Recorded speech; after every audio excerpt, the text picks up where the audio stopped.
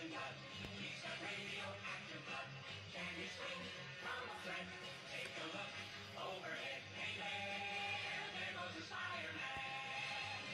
In the chill of night, at the scene of a crime, like a streak of light, he arrives just in time.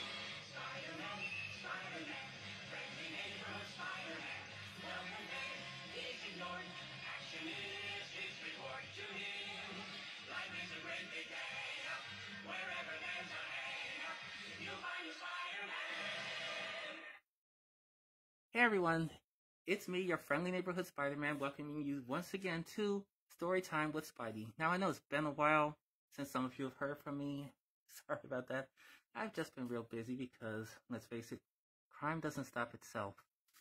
And so I'm going to be introducing you to something a little bit different this time. A book that was given to me by a friend. Now, this is backwards to you. It's called The Truth Pops Out by Mark Brown. You see, it's part of the Arthur series. And so, without further ado, as they say, here we go. Oh, you may notice that I'm wearing a new suit. Yeah, time for a little bit of change, a little bit of update. You know how we do. Okay, so we'll start here. And Buster climbed up into the treehouse. Bet you can't guess where I just was, he said. Let's see, said Arthur. The bowling alley? You see, he's kidding because you can see what Buster has with him. Nope, Buster replied. The skating rink? Teased Francine. Buster shook his head.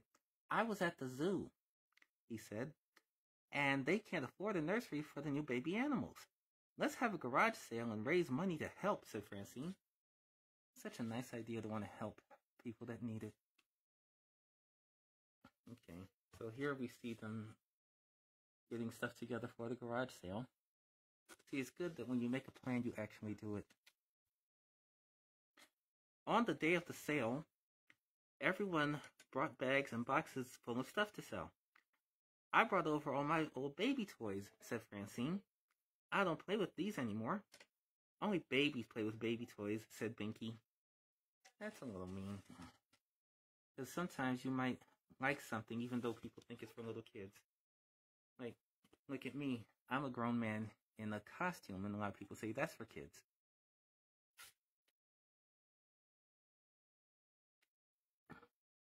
Let's see what's happening here. You see the look on Binky's face. Someone wants that toy for someone special, said DW.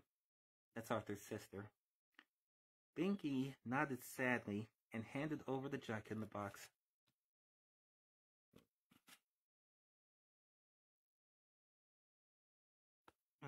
As I thought, 2 pages got stuck together. Sorry about that. These pages are very small, and sometimes my spider stickiness gets in the way. So I got ahead of myself, so I'm going to go back. When no one was looking, Binky ran off with Francine's Jack-in-the-Box. This is like the one I used to have, he said. And when he turned the handle, he broke it. We have him playing with Jack-in-the-Box here. And here we have him handing it to Francine.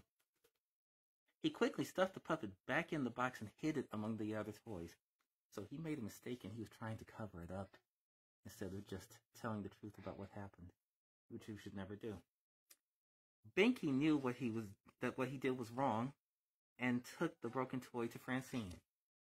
I'm sorry, said Binky. I broke it. So he made the right decision. Look, said Francine. Just hook it back up at the bottom of the box. So you see, it was actually an easy fix. Sometimes we get lucky and the mistakes that we made can be easily fixed. Another reason why it's important to step up when you make a mistake. So this is where we were before, where he's handing it to her. Someone wants that toy for someone special, said DW. Binky nodded sadly and handed over the Jack-in-the-Box. Binky's mom was waiting for him at home. Surprise, surprise, she said, handing him the Jack-in-the-Box. It reminded me of you, always full of surprises. Binky gave his mom a big hug. So you see, Binky's mom was buying the Jack-in-the-Box from the garage sale for him. he ended up getting something special because he did the right thing, which is the whole point of the story. You should always try to do the right thing, and as I said before, if you make a mistake, own up to it. My whole superhero career has been about me trying to make right a mistake that I made when I let that thief get away. And so I always try to think what is the best thing to do and not necessarily what makes me feel best. And it's a good rule for superheroing and a good rule for life in general. So that was a short story, and that's really all the time we have for today. But you'll be seeing and hearing from me soon. In fact, if you are in the Kansas City area, you can catch me and some of my hero friends next Saturday at Science City in Union Station. And that'll be kind of in the early part of the day. In the later part of the day, I'm going to try to swing out to Elite Comics out in Overland Park, which will be an extension of Free Comic Book Day. That's when the comic book stores have certain comics that they give away for free, kind of a way to get people reading. And so they'll have ones that they're giving away, and there'll also be comics that are for sale, which is again another way for you to catch up on my adventures and my friends' adventures and what have you. So hopefully see you then, and until next time, Excelsior!